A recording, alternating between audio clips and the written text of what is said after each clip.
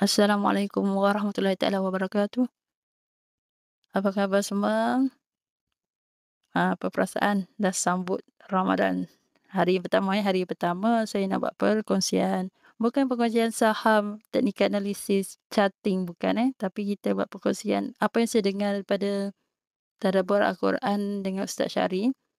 Saya dengar, saya nak berkongsi. Sama juga dengan saham, apa saya belajar, saya faham, saya cuba sampaikan semula dan berkongsi supaya dapat bagi manfaat kepada semua orang termasuk diri saya dan juga pendengar-pendengar dan siapa saja yang mengikuti video-video dan juga mengikuti saya di Telegram Game Borak Saham.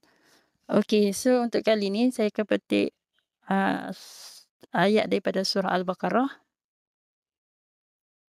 ayat ke-13 dari surah Al-Baqarah. Yang ni yang diperbincangkanlah tadi. Perbincangkan betul ke ayat saya tu? Yang dikongsikan tadi, yang saya dengar, yang dikongsikan oleh Ustaz Syari, saya nak sampaikan semula. Okey, boleh pergi cari sendiri sebenarnya. Ni saja untuk saya.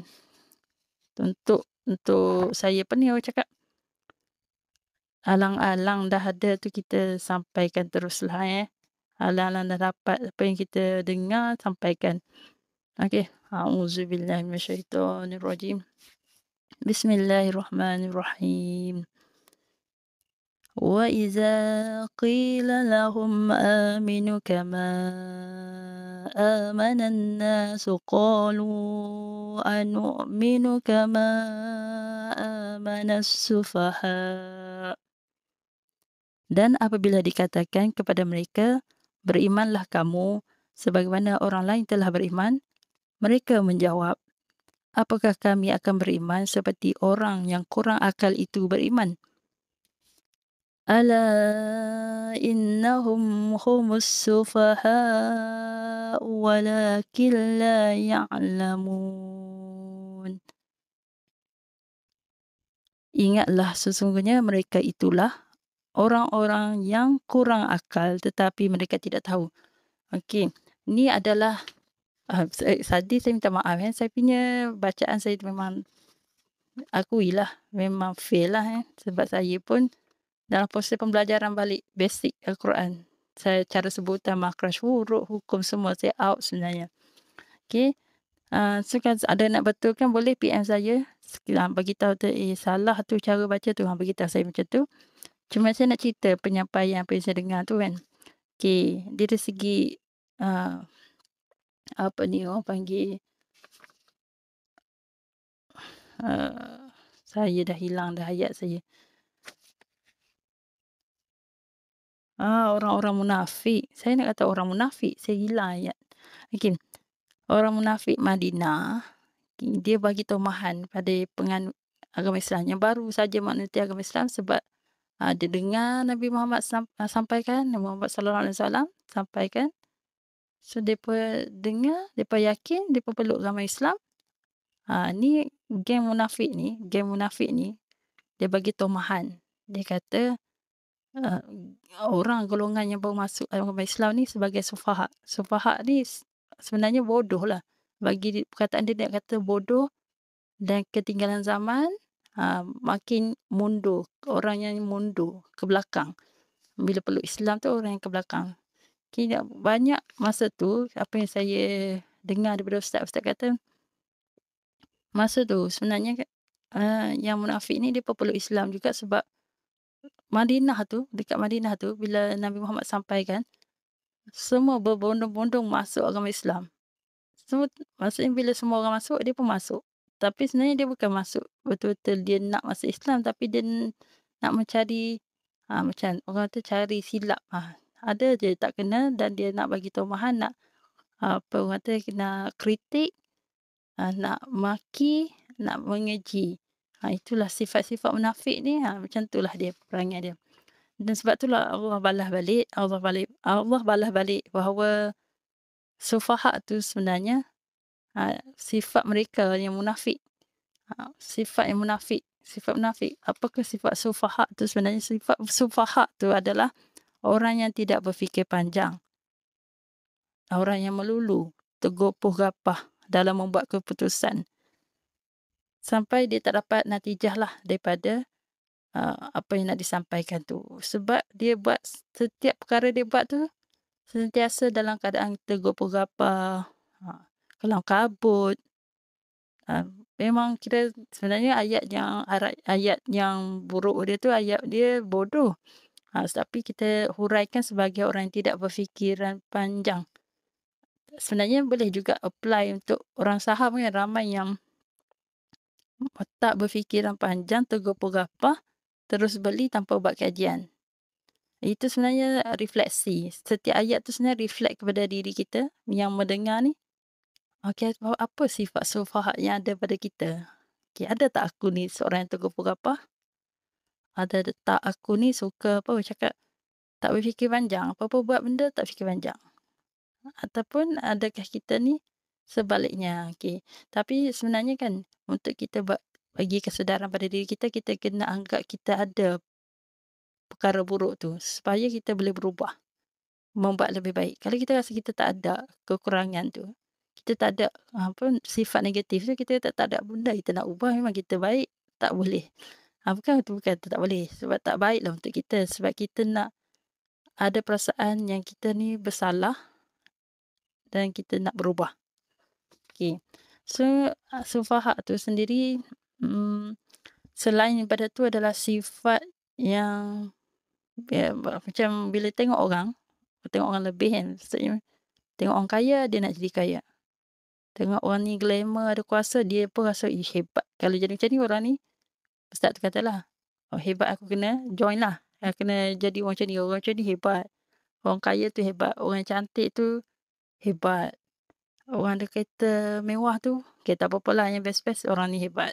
Dia semua buat andaian. Suka cepat buat andaian, bila kaya je hebat. Bila orang tu macam handsome ke, orang tu lah paling bagus sekali lah. Perfect lah dia ni semua. So, apa lagi?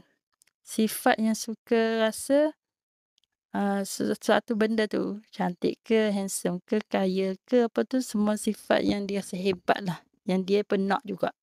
Orang tu ada rumah besar, dia pun teringin nak rumah besar. Orang tu ada kereta besar, dia teringin nak kereta besar. Orang tu cantik, dia kata, aku ni hodoh, kenapalah aku hodoh. Dia sifat macam tu, sentiasa anggap membuat anggapan yang salah lah. Sebenarnya kita sebenarnya nak dapat redha Allah kan.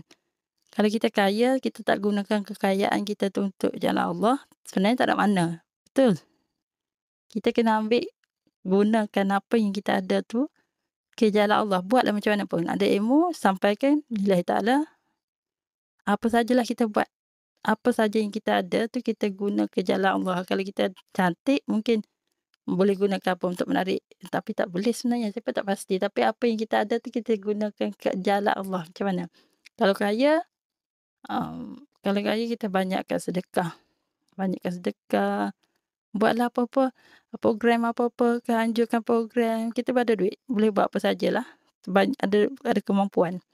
Kalau kita ada kuasa pun sama, kita boleh buat macam-macam yang ke arah kebaikan. Kita ada kuasa, ada pengaruh, buatlah pengaruh dan kekuasaan kita tu ke arah kebaikan yang diredai. Okey. Dan jangan beranggapan orang tu lebih baik, orang ni lebih baik. Tak payah. Ustaz kata jangan duk ikut arus sangat, duk ikut trend. Trend macam ni kita follow tanpa berfikir baik buruk sesuatu tu. Dia kalau kita fikir tu, kita sedar diri kita ni hamba Allah, okey. Kita reflect balik kita, kalau kita tengok orang tu kaya, kita nak jadi kaya juga supaya kita lebih banyakkan sedekah untuk ke jalan Allah ke. Okey, untuk kita lebih banyak menuntut ilmu ke, mampu pergi mengubara tengok apa yang Allah cipta kat dunia ni, apa yang ada ke apa, itu okey. Apa saja positif ke arah mendapat redha Allah tu okey. Tapi kalau kata dia ni macam maksudnya macam dia ni miskin lah, orang biasa-biasa, dia ni orang kaya, so orang kaya tu hebat. Tu salah lah. Tanggapan yang jadi semacam tu tak boleh. Sifat-sifat sufahat tu kena dijauhi. Okey. So, apa lagi yang dipelajari? Okey. Nikmat Al-Quran. Untuk nikmat Al-Quran ni, kenapa kita perlu ada tadabbur Al-Quran walaupun hanya satu ayat saja, supaya kita rasa macam kita ni seorang yang dalam keadaan lapar, sangat-sangat lapar, so ayat Al-Quran tu macam kita punya makanan. Bila lagi banyak baca lagi bagus kita rasa nikmat, rasa kekenyangan. Kalau kita kurang setakat satu ayat je tu, kita jadi laparlah. So kena bagi perasaan yang bila dapat ayat Al-Quran tu, lega dapat makanan. Selagi tak dapat, kita akan kelaparan. Kena ada macam tu, Allahuakbar. Dia kata nikmat Al-Quran tu seumpama insan yang dalam kelaparan menemui makanan, seumpama orang yang dalam kegelapan menemui cahaya, seumpama orang yang dalam kesakitan dihulukan penawar dan ubat. Itulah yang kita boleh ambil sebagai satu pengajaran dan kebaikan dari ayat Quran tu, apa yang nak disampaikan. Dan kita bila ada ayat Quran tu kita kena ada rasa, bukan sekadar hanya baca dan habis. Tak, kita kena sampai dia sentuh hati kita. Cubalah baca sampai minta ke Allah, kita nak dekat dengan Al-Quran tu, dekat dengan hati kita. Macam tu. Okey, itu saja saya rasa untuk kali ni. Nanti kalau ada kesempatan kita sambung lagi. Yang tadi tu kiranya Al-Baqarah. Mungkin kita tengok nanti juzuk kedua pula, ambil salah satu ayat, petik daripada salah satu ayat, kita huraikan lagi. Okey, saya masalah satu je, masalah nak baca Quran tu dengan sebutan bacaan yang betul tu, masalah besar juga. Kalau ada orang tolong bacakan untuk saya dan saya sampaikan ayat huraian apa yang saya faham tu, bagus juga. Okey, apapun terima kasih siapa yang mendengar, semoga mendapat manfaat. Dan rajin-rajinlah baca Quran, rajin-rajinlah baca dia punya tafsiran Al-Quran tu. Tapi jangan tafsir pandai-pandai tafsir sendiri, kita baca macam tu saja. Apa setakat tu, okay, apa yang tulis tu kita baca. Lepas tu cubalah dengar daripada ustaz-ustaz. Sekarang ni kita ada banyak medium yang macam YouTube, mana Ustaz Syari tu bagus. Pergilah dengar apa dia sampaikan. Ustaz-ustaz mana pun tak apalah. Yang mana sampaikan apa-apa ayat Al-Quran tu kita dengarkan. Okey. Okey, sampai sini saja. Assalamualaikum dan salam sejahtera. Saya mesti nak cakap salam sejahtera. Sedangkan yang ni sampaikan untuk orang Islam lah kan. Orang Islam. Orang-orang sebenarnya tak boleh sebut orang-orang. Orang-orang tu orang kat bendang tu. Insan lah kita. Insan. Okey dah. Sampai sini saja. Terima kasih. Selamat berpuasa.